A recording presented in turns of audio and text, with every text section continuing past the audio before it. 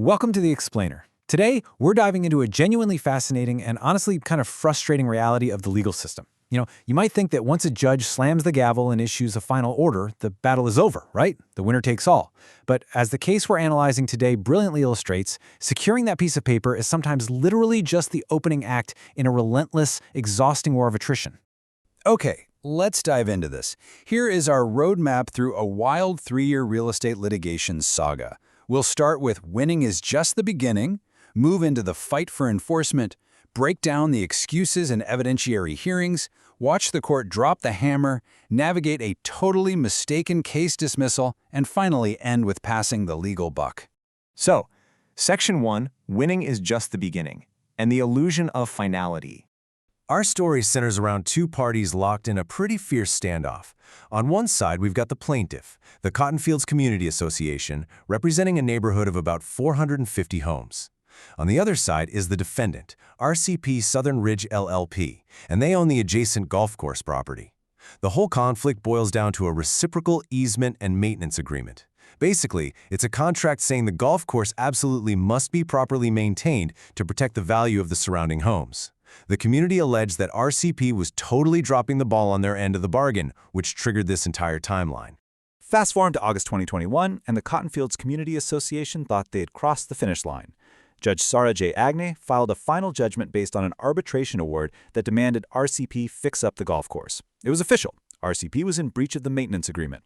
In a perfect world, RCP complies, the grass gets watered, the neighborhood rejoices, and the story ends right here. But, yeah, of course it didn't. Which brings us to Section 2, the fight for enforcement, and pushing back against the court. Let's move to the timeline and see how this builds, because RCP didn't just quietly comply, they actively pushed back.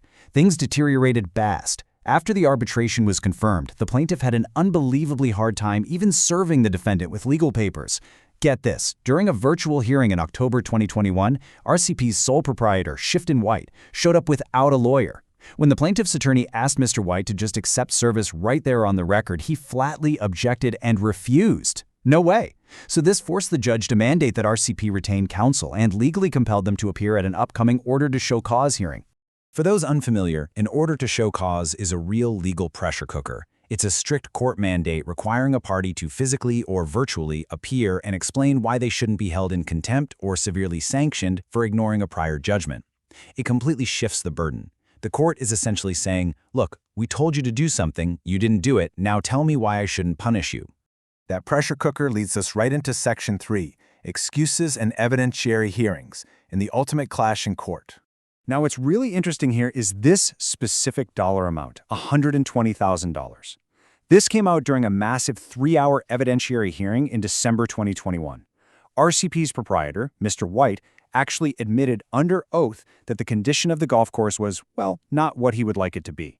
He credibly testified that back when the golf course was actually properly maintained, it cost him between $115,000 and $120,000 every single year. So this submission establishes exactly what it takes financially to actually comply with that maintenance agreement. But admitting the cost wasn't his only strategy. He also threw out some excuses for why the work wasn't getting done, which the judge completely dismantled piece by piece. Just contrast RCP's defenses directly against the court's findings. First, RCP claimed financial impossibility. Basically, we simply don't have the money to fix the course.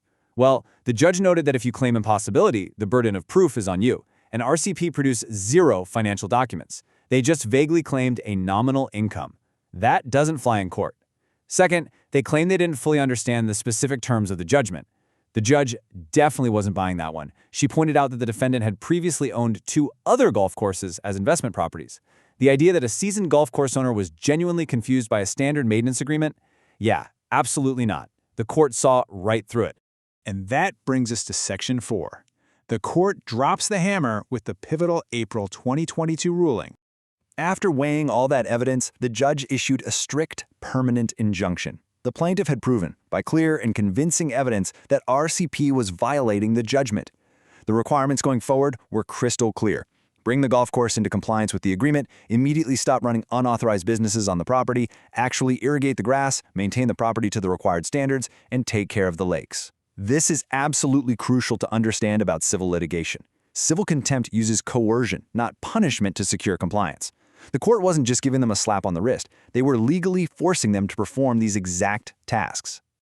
Just when you think the dust has settled, we hit Section 5, a mistaken case dismissal, the ultimate plot twist. If you thought a permanent injunction settled things once and for all, buckle up. A year later, a massive procedural nightmare threw the entire thing into total chaos. Let's walk through this step by step. Early 2023, RCP sells the property to a new company called Levine 140 LLC. Because RCP no longer owned the land, the plaintiff's own prior counsel actually signed a stipulation to just dismiss the lawsuit without prejudice. Astonishingly, in March 2023, the court granted the dismissal.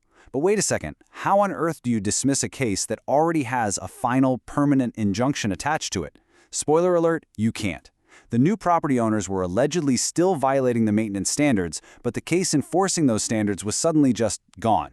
By May, the plaintiff's new counsel realized this colossal error and had to petition the court using Rule 60b-6, which allows a court to grant relief from a final order for justifiable reasons, to formally vacate the court's own mistaken dismissal. And this brilliantly illustrates the procedural chaos they were dealing with. Judge Melissa Iyer-Julian took over the case and admitted the court's mistake outright. Her ruling is pretty direct. At the time the dismissal order was entered, there was nothing to dismiss because the claims asserted had already been resolved in a final, unappealed Rule 54C judgment. She's pointing out that later enforcement hearings don't magically revive the original claims just so they can be dismissed again. A dismissal was entirely ineffective because it literally couldn't erase a permanent injunction that was already hard-coded to the property. So how do you fix it? That leads us to Section 6, passing the legal buck, as the saga continues.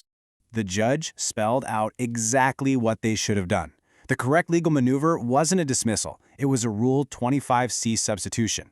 This is a very specific procedural rule designed for exactly this kind of scenario. It allows a successor, in this case the new property owner, the Levine 140 LLC, to just be formally substituted into the ongoing lawsuit as the new defendant. That ensures the permanent injunction and any future enforcement transitions smoothly to the entity that actually holds the keys to the property today. So, the plaintiff finally has a clear roadmap, right? They just need to file a motion to substitute the defendant. But in a saga completely defined by delays, there was one more unforced error.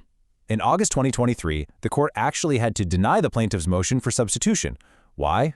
Well, the plaintiff tried to serve the new owner through regular mail under Rule 5, instead of using the strict formal service required for a non-party under Rule 4.1. So, even when they were trying to do the exact right thing to fix the previous mess, a frustrating, albeit minor procedural misstep dragged this timeline out even further, and the community association still fighting to get their golf course maintained. So, what does this all mean for us? I'm going to leave you with this question to ponder. Winning a judgment is incredibly validating, sure, but as we've seen, it doesn't automatically mow the grass or fix the irrigation system. Between evading service, marathon evidentiary hearings, accidental dismissals, and procedural fumbles, enforcing a win requires relentless persistence and, frankly, deep pockets. When a simple property dispute turns into a multi-year war of attrition, at what point does the cost of enforcement outweigh the victory of the judgment? It's a harsh reality every litigant really has to face before they ever step foot into a courtroom. Thanks so much for joining us for this explainer. Keep learning, keep questioning, and we'll see you next time.